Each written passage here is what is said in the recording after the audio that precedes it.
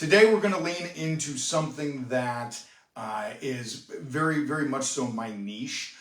It's what I've done very passionately for the last, since about 2008, since I started working in higher education. And when I was in higher education, I started with Bridgepoint Education, Ashford University, and we were in enrollment at the time, and that was my specialty, was enrollment, admissions, and sales, and building teams in order to recruit and generate students for the online modality. That was my responsibility, and I did so when I started at Ashford.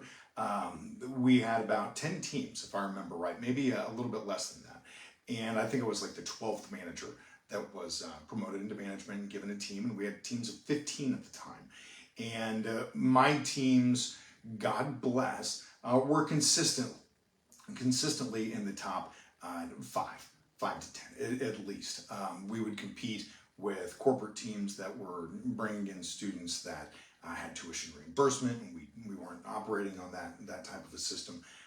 We were very proud as teams of what we did. And I got to say, overall, there were so many people involved in that process that I learned from. And I mean, these people were diehards. So back in 2008, for those who don't remember, it was the credit crisis, right? That was back when in 2008, we had the big crash. A lot of people who were in real estate, mortgage, lending, all those different sectors, a lot of people ended up without jobs, couldn't make money, and so they all flooded to the for-profit education industry out in California, where I had gone to out in San Diego. So amazing time, amazing experience, and that in 2008, starting in January, that's what taught me how to build teams and how to bring together individuals for a common goal and a common passion, a common drive, in order to facilitate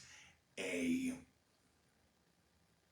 personal and a collective goal. And I think that's the biggest piece of all of this, is that it's a personal and a collective goal. When operating with a team, it's not just about operating under a principle of a budget, it's operating under a principle of doing right for others. It's servant leadership, and I want to touch on that a lot. Servant leadership is one of the most powerful things that you can bring to the table when you are working with a team of people. Straight up, if you are not a servant leader, then you really aren't providing much of anything for anybody besides yourself, and that's not going to win you anything. One of the best quotations that I ever heard, that I carry with me all the time and I talk to teams all about, is people don't care how much you know until they know how much you care. I'm going to say it again. People don't care how much you know until they know how much you care. Now, why is that? It's simple. Because if it's not coming from a place of care, if it's not coming from a place of the heart, then it's selfish. Nobody wants to work for people who are selfish. Nobody wants to work for anybody. People want to work with others. They want to work alongside of others. They want to work in an environment that perpetuates positive outcomes and goals.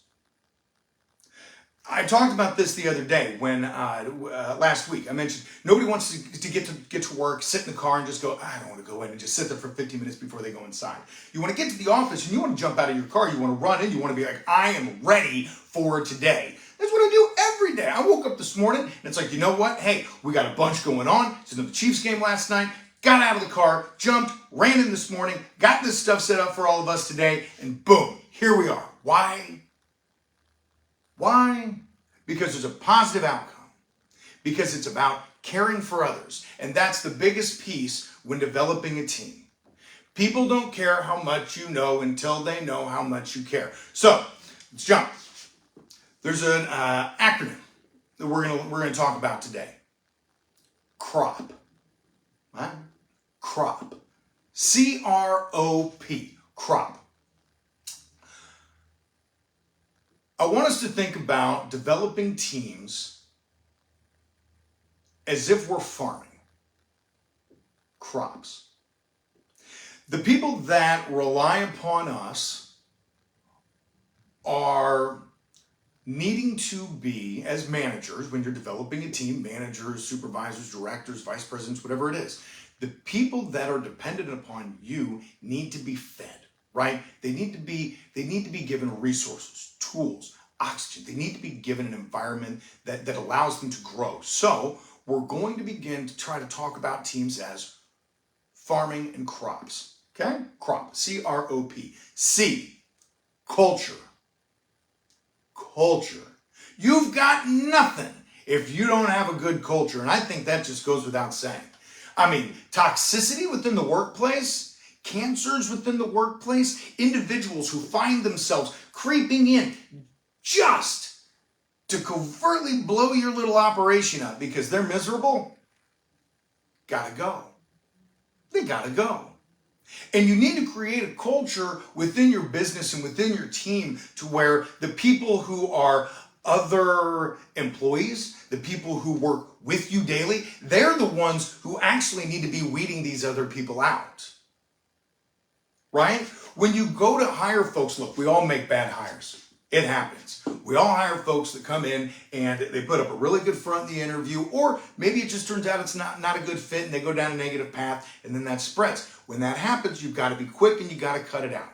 You got to get those folks gone. It's better for them, it's better for you, and it's a necessity. It's a necessity for the people that you are responsible for. Okay? So, culture.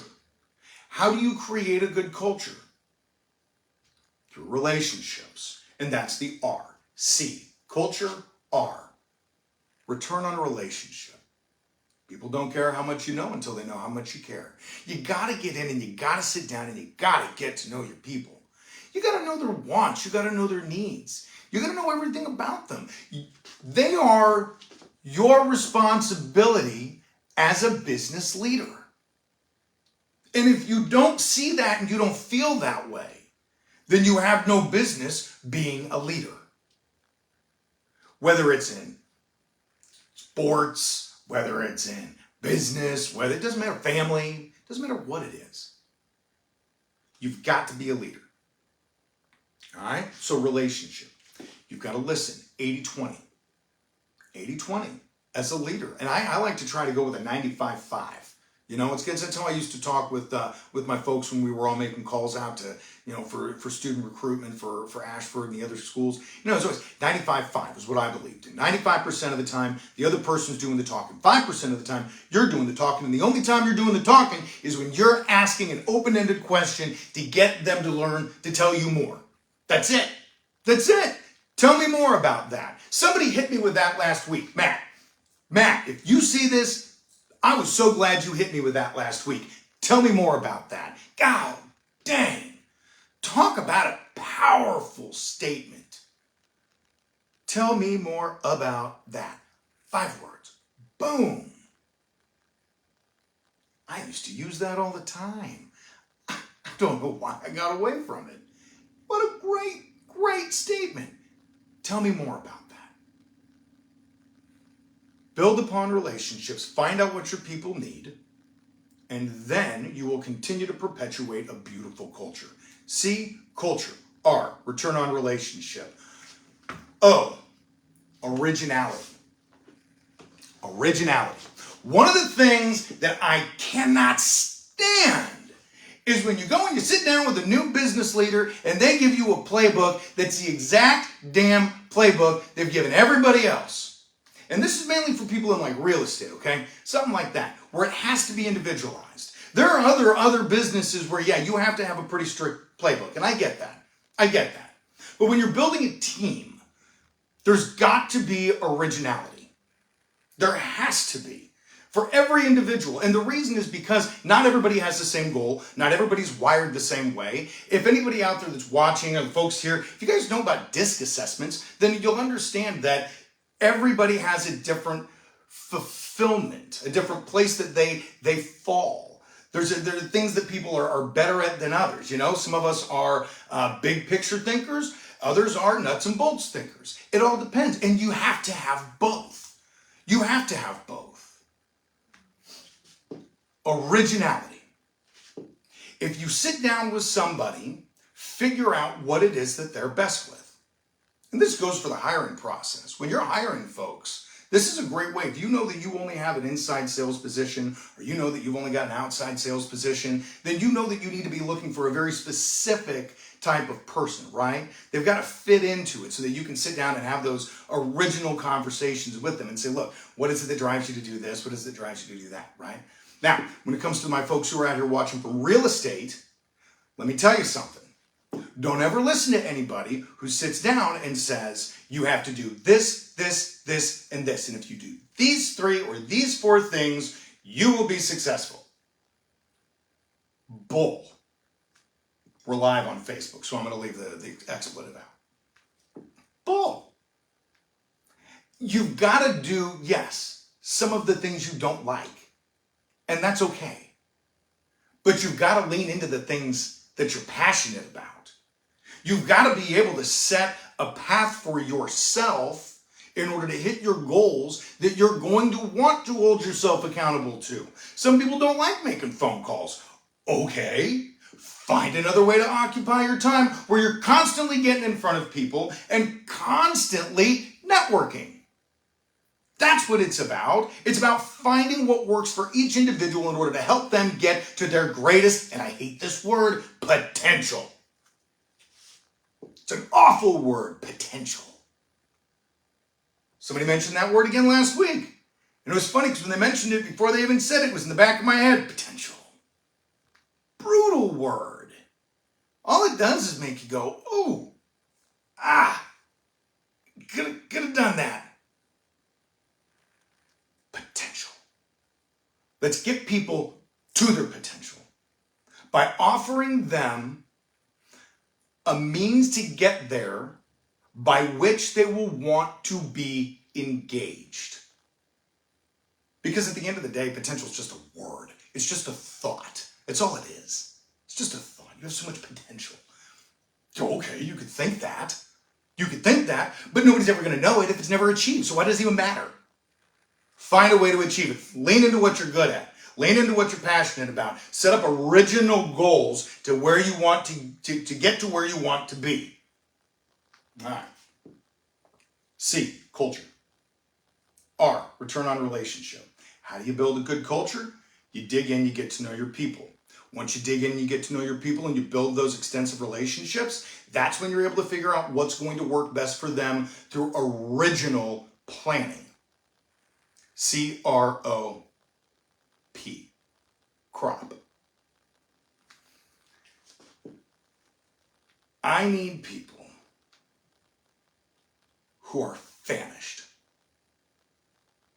And I'm going to spell famished with a PH. Famished. I want people who are hungry.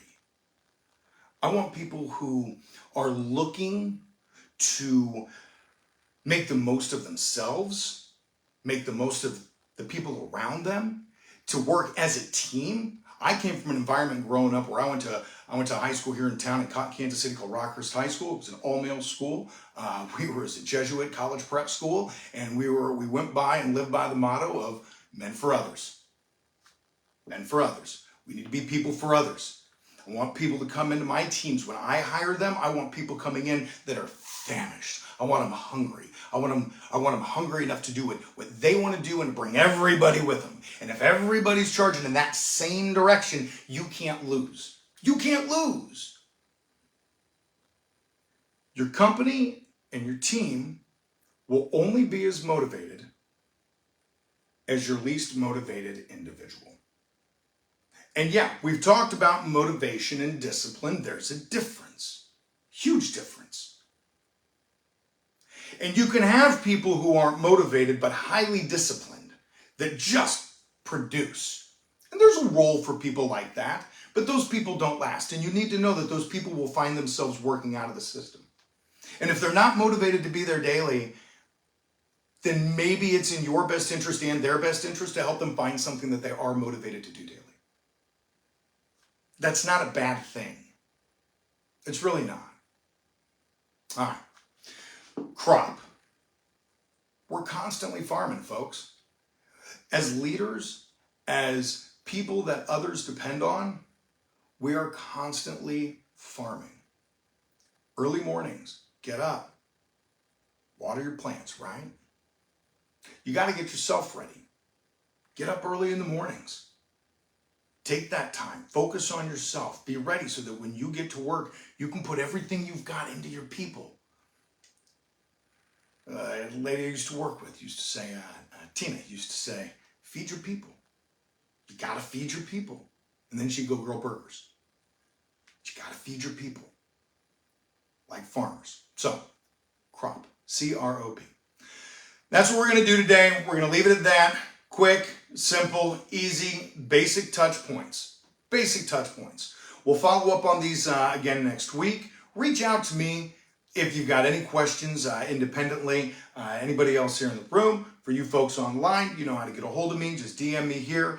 You can also find me on YouTube. So please, if you're watching, go to YouTube, hit like, hit subscribe. We're trying to grow the channel to at least 1,000 people by within the next 30, 40 days. That's my goal. So if you can, jump over, like, subscribe. We're going to keep doing this as often as we can.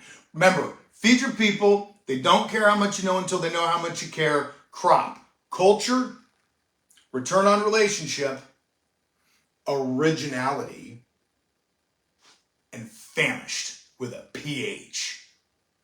Go get them, everybody. Be safe, be blessed. Deuces.